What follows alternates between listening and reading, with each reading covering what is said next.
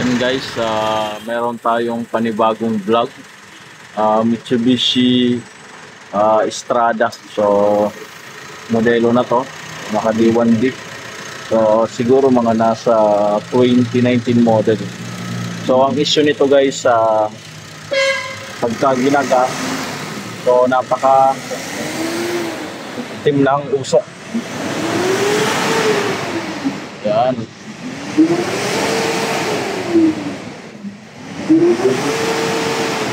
So ito yung usok niya.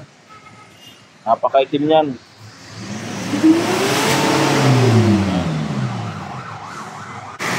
Yan.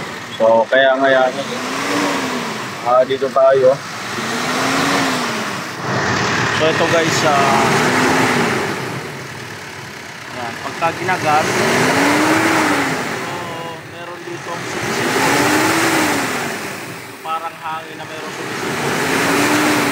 So niroad test na rin to. Halatang-halata talaga na may umuugong sa loob. So kadalasan hangin. So nalinisan na rin tong intake manifold, tapos yung EGR. So ilang buwan na siya.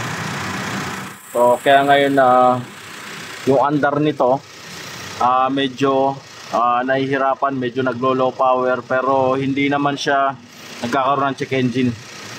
So ayun, tiningnan natin. So napakataas na rin ang tinakbo, nasa 121,000 na. So kaya ngayon titingnan natin to. So ito yung kadalasan dito na kung bakit nagkakaroon ng usok na maitim. So kaya hindi niya kasi makalkula yung hangin, kaya nagkakaganon. So titingnan natin to dahil meron din ditong singaw. So kadalasan nabubutas to. So sa mga naka-Strada na modelo, tapos Montero na mga modelo, so halos pare-pares lang naman yung ganitong problema. So pagka nagkaroon ng itim na usok, so syempre intake manifold, tapos EGR, so tapos turbo cleaning. So pagka ganun pa rin, so ito na. So yun yung mga unang ginagawa. So ito guys, minor lang naman na gawain na to. So turbo lang naman, butas siya. Yan. So kaya ngayon magpapalit tayo nito. Titingnan muna natin, babaklasin muna. Papakita ko sa inyo kung paano magbaklas. So ito guys, basic tutorial lang naman to. So sana makuha na nyo ng idea. So patay. So hindi lumitaw yung check engine nya, pero doon pa lang sa takbo medyo naglo-low power na siya. So ito guys, tingnan natin to. So tanggalin muna natin tong baterya. Yan, so 10mm lang naman to.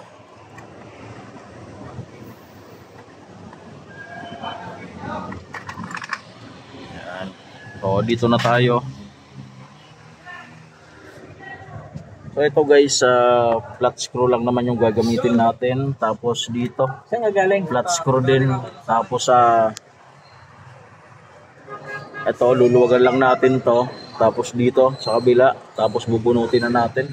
So kailangan lang natin matanggal yung baterya para maluwag. So hindi tayo mahirapan tanggal nitong hose na to. So flat screw lang naman. Guys, so dito flat screw rin. So kailangan lang na medyo maiksing flat screw para makaikot tayo nito. Matanggal natin to.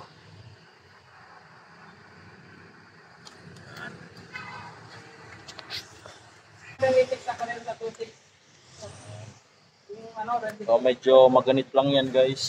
Kailangan lang natin tubutin para lumuwag siya.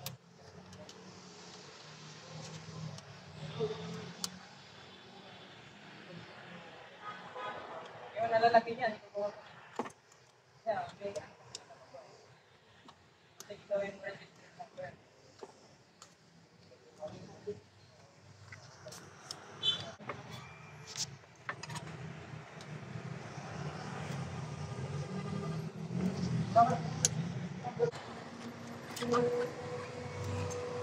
Yan. So ito na yung turbo hose. So kung makita nyo to guys, oh, wasak na wasak. So kaya nagkakaroon ng low power tapos sa pag-ipangitim ng usok. So napalinisan niya na rin yung tambutso. Akala niya tambutso. Ito guys, mats na to. Nung nilinisan itong EGR tapos intake manifold. So nito lang nagkaroon ng usok. So tapos medyo naglo-low power. Napakitim pa ng usok. So kaya ngayon pinalinisan niya yung tambutso. So ganun pa rin. So kaya ngayon tiningnan natin to.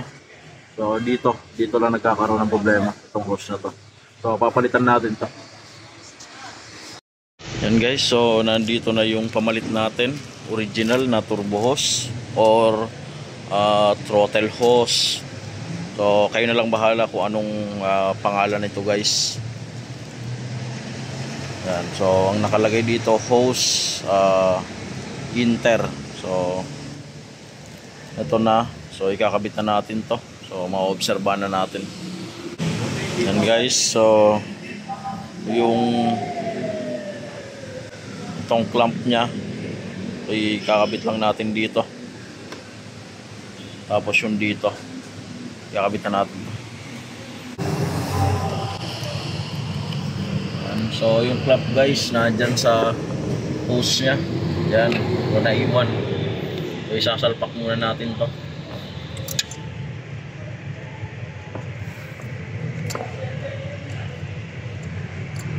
Parang ang nipis nito.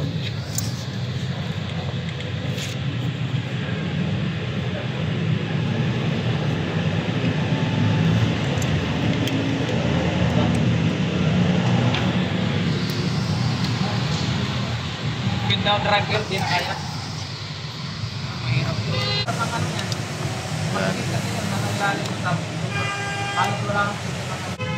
Yan guys, ginamitan na lang ng socket para mas mabilis.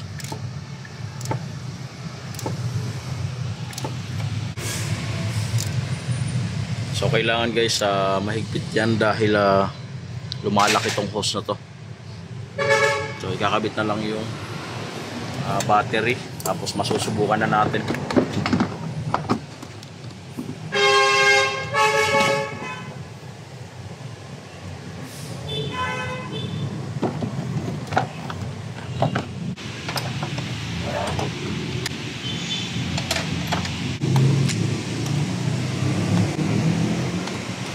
Yeah, start.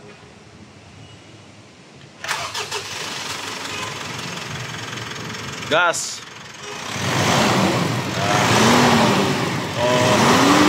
Nawala na yung singaw dito. Normal na yan. So kanina napakalakas ang singaw dito. So guys, tingnan natin sa likod.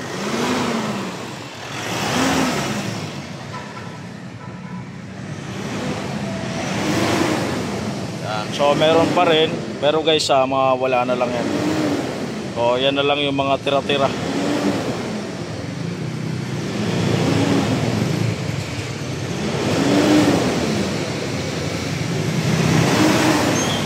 Yan.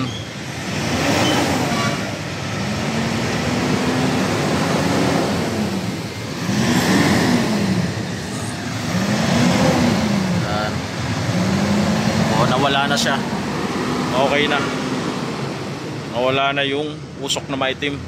So syempre sa katagalan mas mawawala talaga yon dahil ilalabas yung mga dumikit dun sa loob ng tambutso. So mas naging agresibo na yung makina ngayon. So hanggang dito na lang yung vlog ko. Like, subscribe to my channel. Thank you.